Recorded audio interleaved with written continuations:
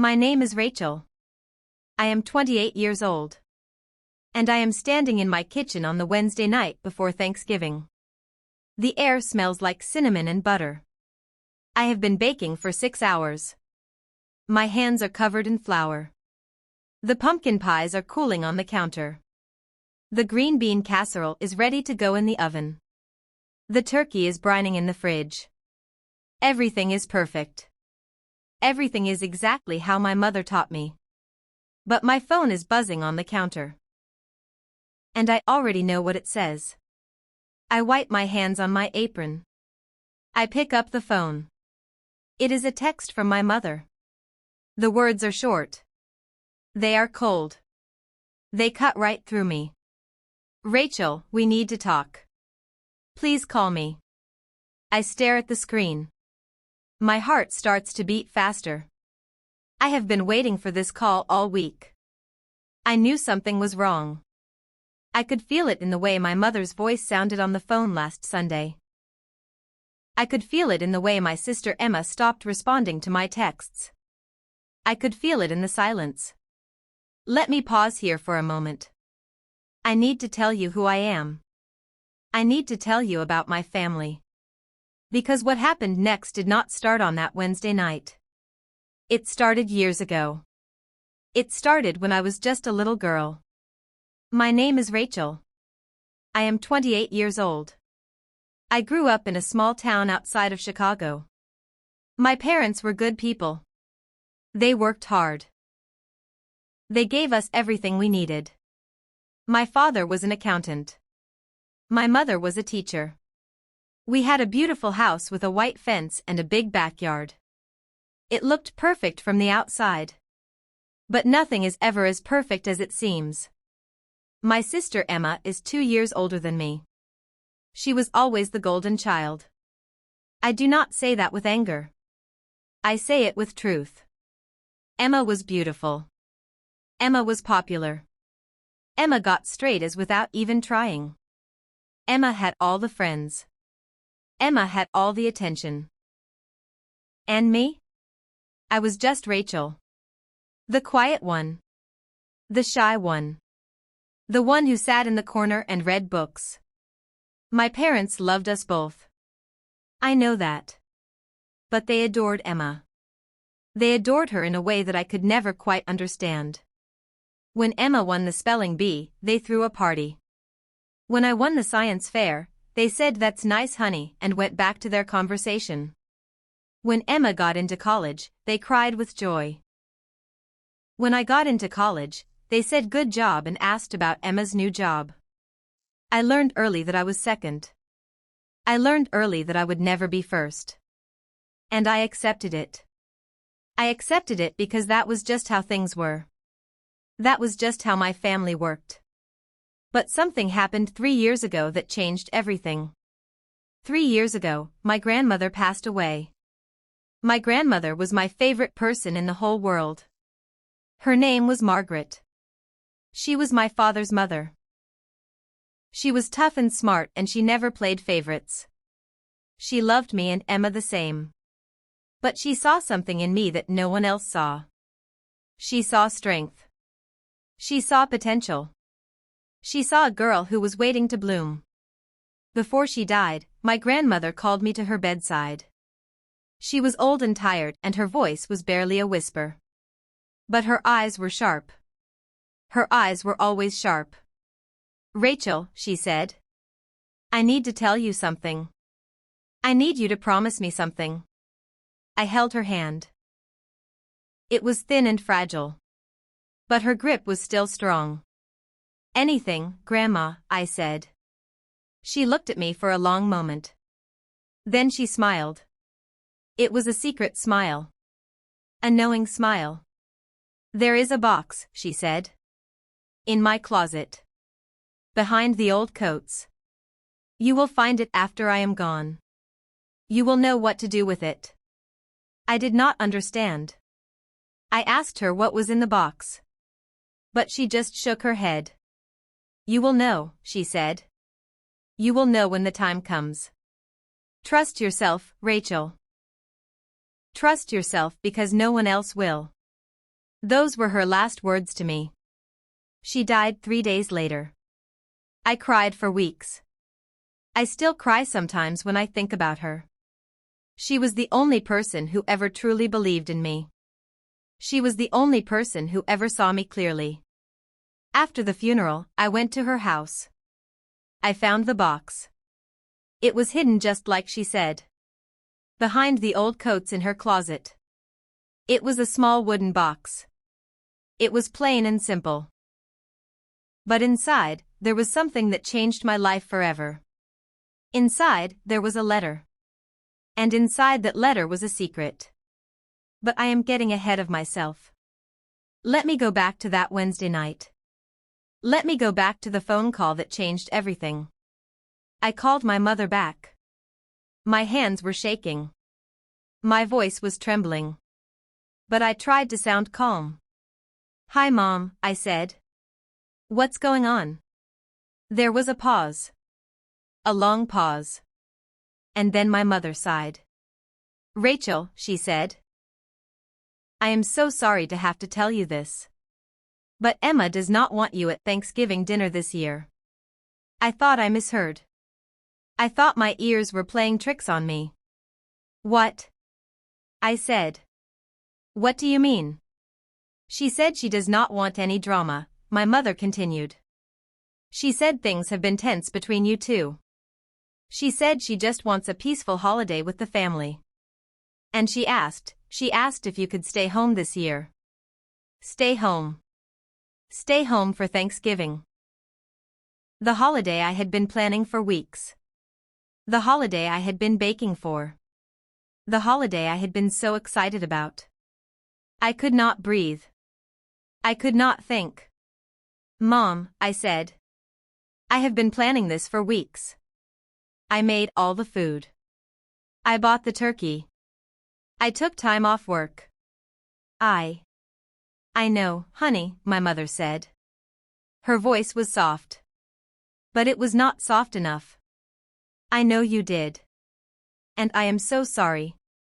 But Emma is your sister. And you know how she gets. She just wants things to be nice. She does not want any conflict." Conflict. She did not want conflict. That was the word they always used. Conflict. As if I was the one who caused it. As if I was the one who started everything. As if I was the problem. "Mom," I said. "I have not done anything wrong. I have not said anything. I have not fought with Emma. I have not caused any drama. I have been nothing but nice. Nothing but supportive. Nothing but." "I know," my mother said again. "I know, Rachel. But she is your sister. And you know she has always been sensitive. Please. Just this once. Can you just do this for me? For the family? For the family. Always for the family. Always Emma. Always her feelings. Always her comfort. Always her happiness. And me? I was supposed to just disappear. I was supposed to just vanish. I was supposed to pretend that I did not exist. I felt the tears start to burn in my eyes. But I did not let them fall. I refused. I refused to cry for them anymore. "Okay," I said. My voice was flat.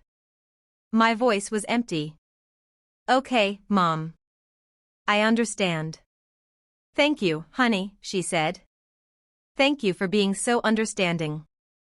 I promise we will make it up to you. We will do something special next month. Just the three of us. Just the three of them." She meant just the three of them. Me? I was not included. I was never really included. I was always on the outside looking in. I hung up the phone. I stood in my kitchen. I looked at all the food I had prepared. The pies. The casseroles. The turkey. All of it. All of it for nothing. All of it wasted. And then I did something I had never done before. I did something that surprised even me. I walked to my bedroom. I opened my closet. And I pulled out that small wooden box. The one my grandmother had left me. The one I had hidden away for 3 years. The one I had been too scared to fully understand. I opened the box. I took out the letter. I read it again. And this time, I understood. This time, everything made sense. My grandmother had known. She had known all along. She knew that my family would let me down. She knew that my sister would hurt me. She knew that my parents would choose Emma over me. She knew everything. And she had given me the power to fight back.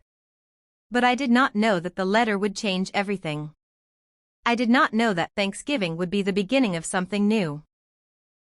I did not know that my family's decision would be the biggest mistake they ever made. I did not know that in 1 week, everything would be different. Everything would be turned upside down. My name is Rachel. I am 28 years old. And I am about to show my family who I really am. I did not know that the letter would change everything. But it did. That Wednesday night, I sat on my bed and read my grandmother's words for the 100th time. Her handwriting was beautiful. Old-fashioned. Elegant. Every letter was perfectly formed. Every word was carefully chosen. She wrote, "My dearest Rachel. If you are reading this, then I am no longer with you. And I am so sorry for that. I wish I could be there to hold your hand. I wish I could be there to tell you this face to face. But I cannot. So I am writing this letter instead. I am writing this letter because I need you to know the truth. I need you to know that you are not alone. I need you to know that you are strong. I need you to know that I believe in you. More than anyone. More than anything. You are my granddaughter. But you are also my friend. My confidant. My hope. And I am leaving you something. Something important. Something that will change your life." My hands were shaking as I read. I had read this part before. But this time was different. This time, I was ready. This time, I was open. 3 years ago, I met with a lawyer. I made some changes to my will. I made some changes that no one knows about. Not your father. Not your mother. Not Emma. Only you. Only me. And my lawyer. I paused. I took a deep breath. I remembered that meeting. I remembered taking my grandmother to her lawyer's office. I remembered sitting in the waiting room while she talked in private. I did not think anything of it. I thought she was just planning her funeral. I thought she was just being careful. But she was planning something else. She was planning a surprise. She was planning a gift. And that gift would change everything. "In my will, I have left something for you," the letter continued. "Something that your family does not know about. Something that will give you power. Something that will protect you. I know your family. I know how they treat you. I know how they make you feel. I know that Emma is the favorite. I know that your parents do not see you. Not really. Not the way I do. But I am leaving you something that will make them see. Something that will make them realize who you truly are." I flipped the page. My heart was pounding so loud I could hear it in my ears. "Rachel, I know you do not know what I am talking about. And that is okay. I did not want to tell you before. I did not want to burden you. I wanted you to live your life without this weight. But now you are reading this letter. So now you need to know. Your grandmother, Margaret, is leaving you one thing. The house. The family house. The one I have lived in for 60 years. The one your father grew up in. The one you spent every summer in as a child. That house is yours. Not your father's. Not your mother's. Not Emma's. Yours. I am giving it to you. Free and clear. No conditions. No strings attached. It is yours. And in addition to the house, I have set up a trust fund for you. $100,000. It is not a huge amount. But it is enough. It is enough to start a new life. It is enough to buy your own place. It is enough to build your own future. The money is in a separate account. No one knows about it. Only you. Only me. And my lawyer. The keys to the house are with the lawyer. The legal documents are with the lawyer. When the time is right, you will collect them. When the time is right, you will take what is yours. I love you, Rachel. I love you more than you will ever know. You are special. You are worthy. You are enough. Do not let anyone make you feel otherwise. Not your parents. Not your sister. Not anyone. I am with you always. I finished reading. Tears were rolling down my cheeks. I did not even feel them. I did not even notice. I was lost in my grandmother's words. I was lost in her love. She had done something so big for me. Something so generous. Something so unexpected. I had known she loved me. But I did not know she loved me like this. I did not know she had protected me. I did not know she had planned for this. She knew. She knew my family would hurt me. She knew I would need a way out. And she gave it to me. Let me pause here for a moment. That night, I could not sleep. I lay in bed and stared at the ceiling. I thought about everything. I thought about my childhood. I thought about all the times I felt invisible. I thought about all the times I was pushed aside. I thought about all the times my sister's needs came before mine. I thought about all the times my parents made me feel small. And I thought about my grandmother. I thought about her smile. Her laugh. Her gentle hands. Her fierce love. She saw me. She always saw me. And she never stopped believing in me. Even after she was gone, she was still protecting me. The next morning, I made a decision. I decided I was done being invisible. I decided I was done being treated badly. I decided I was done accepting less than I deserved. I was going to change my life. I was going to stand up for myself. I was going to show my family that I was not a doormat. I was not a pushover. I was a woman with power. A woman with value. A woman with worth. I took the day off work. I drove to the lawyer's office. His name was Mr. Henderson. He was an old friend of my grandmother's. He was kind and calm and professional. He handed me a thick folder. He told me everything I needed to know. Your grandmother loved you very much, he said. She spoke about you often. She told me you were special. She told me you were the strong one. The smart one. The one who would survive. I felt a lump in my throat. I swallowed it down. Thank you, I said. Thank you for handling all of this. It was my honor, he said. Your grandmother was a remarkable woman. She knew exactly what she was doing. She knew exactly who she was protecting. And now, these documents are yours. The keys to the house are yours. The money is yours. Use them wisely. Use them well. I drove to the house that afternoon. My grandmother's house. The house I had spent so many happy summers in. The house with the big porch and the old oak tree. The house with the garden full of roses. The house that was now mine. I sat on the porch for hours. I just sat and thought. I thought about the past. I thought about the future. I thought about my family. I thought about my sister. I thought about my parents. And I made another decision. I was not going to tell them about the house. Not yet. Not until the time was right. Not until I was ready. I wanted to see what they would do first. I wanted to see how they would treat me. I wanted to see if they would ever realize what they had done. And that is when I started to plan. That is when I started to build my strategy. I knew something big was coming. I knew that Thanksgiving would be the turning point.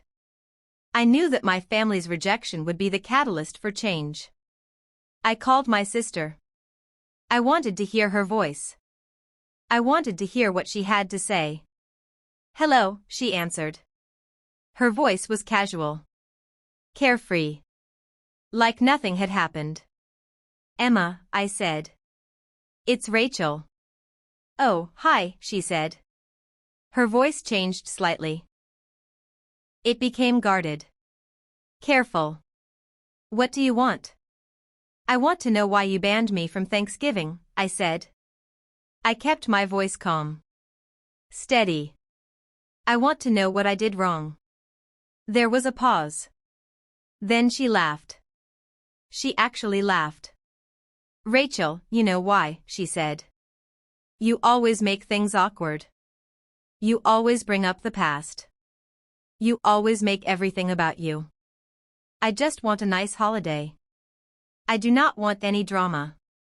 I wanted to scream. I wanted to cry. I wanted to hang up the phone. But I did not. I stayed calm.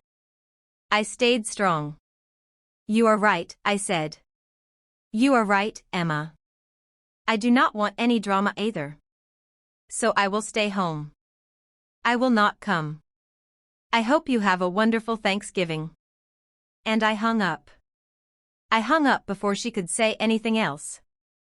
I hung up before she could hurt me again. I knew something big was coming. I could feel it in my bones. I could feel it in my heart. And I knew that I was ready. I knew that I was strong enough. I knew that I had everything I needed. I had my grandmother's love. I had her house. I had her money. I had her faith in me. And I had my own strength. My own courage. My own determination. My family thought they could break me. They thought they could push me aside. They thought they could make me disappear. But they were wrong. They were so wrong. Because I was not done with them. I was not done with them yet. I knew something big was coming. And it came faster than I expected. Thanksgiving morning arrived. It was cold and gray outside. The sky was heavy with clouds. It looked like it might snow. I woke up in my apartment.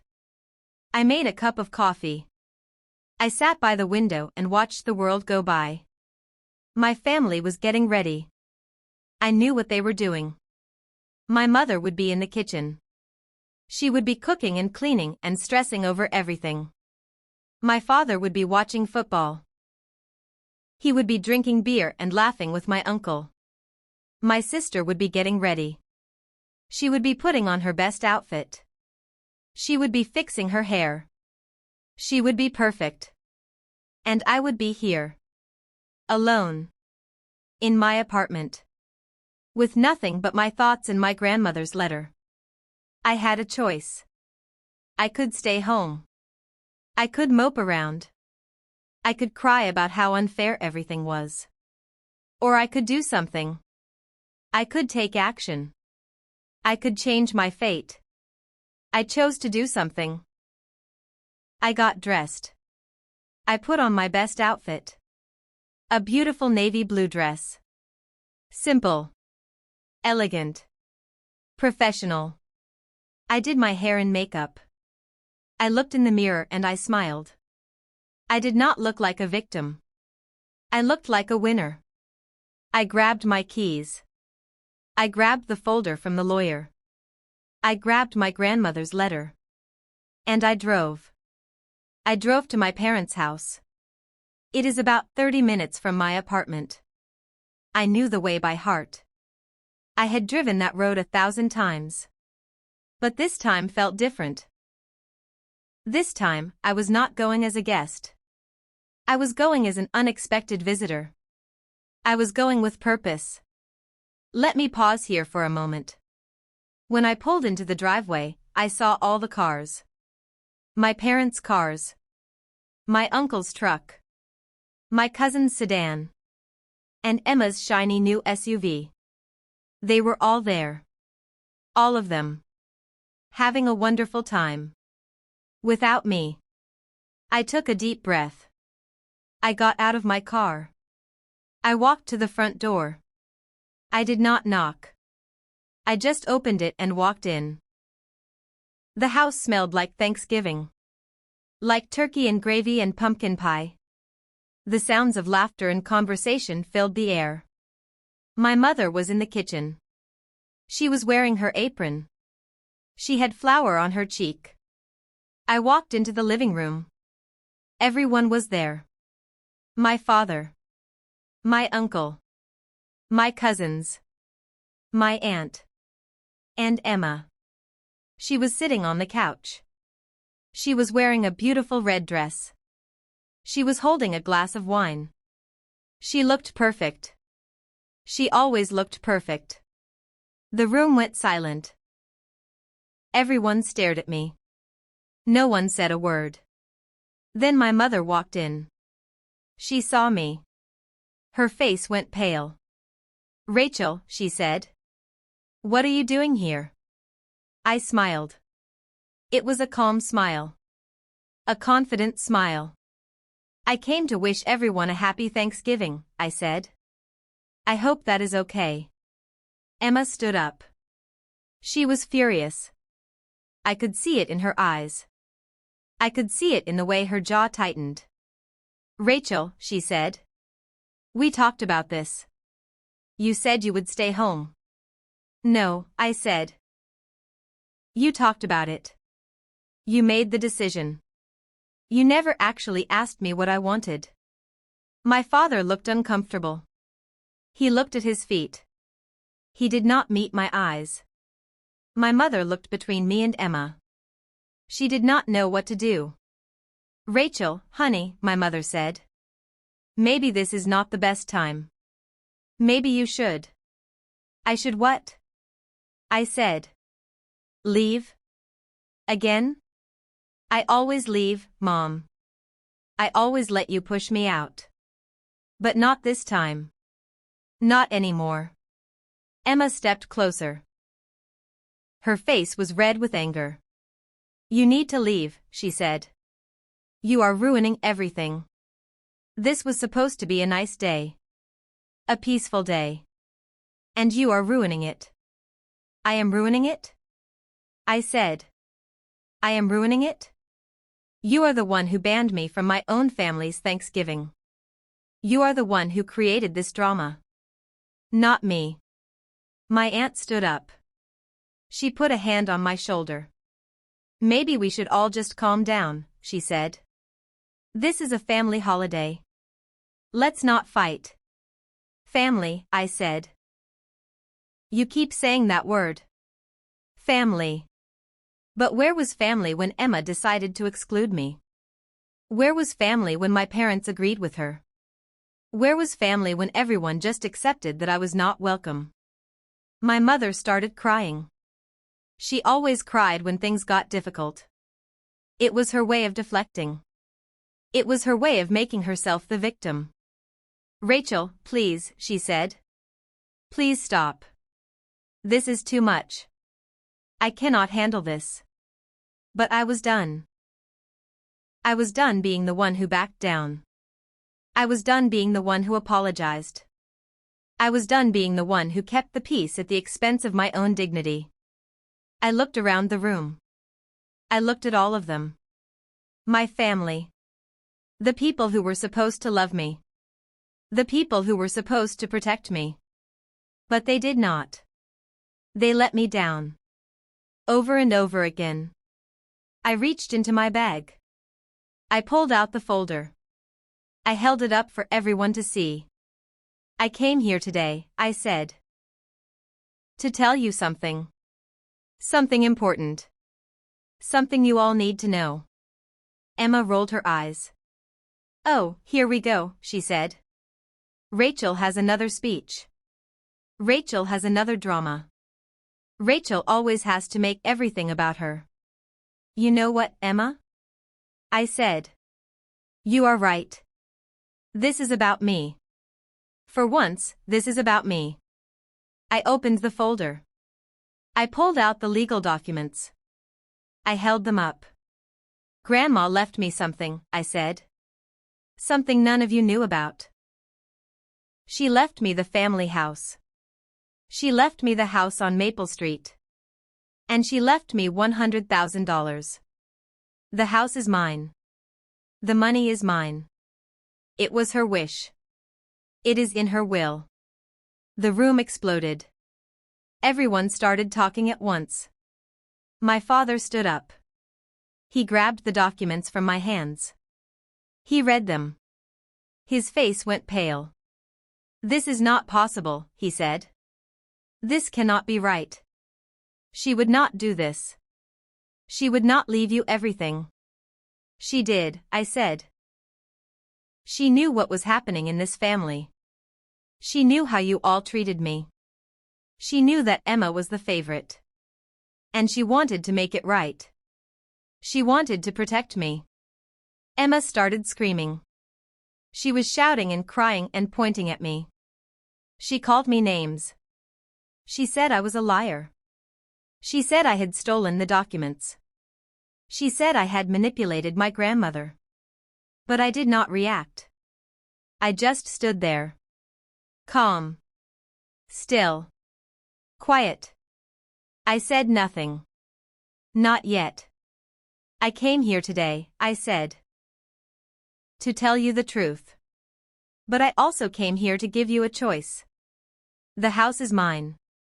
The money is mine. But I am willing to share. I am willing to make things right. If you are willing to change. If you are willing to treat me with respect. My mother stopped crying. She looked at me with confusion. Share, she said. What do you mean? I mean, I said. That I do not want to fight. I do not want to destroy this family. I just want to be treated fairly. I want to be seen. I want to be valued. And if you can do that, then maybe we can work something out. Emma laughed. It was a bitter laugh. A cruel laugh. You think we need you, she said. You think we want your charity? You think we are going to beg you for anything? You are nothing, Rachel. Nothing. I looked at my sister. I looked at her with pity. With sadness. With love. Even after everything she had done, I still loved her. She was my sister. But I could not let her destroy me. I am not nothing, I said. I never was. And now everyone knows the truth. I put the documents back in my bag. I turned to leave. Where are you going? My mother asked. You cannot just leave like this. I can, I said. And I will. But I will be back. I will be back for Christmas. And I will be back for every other holiday. But this time, it will be on my terms. Not yours. Not Emma's. Mine. I walked out the front door. I got in my car. I started the engine. And I drove away. But I had another document. Another card up my sleeve. Something that would change everything. Something that would bring them to their knees.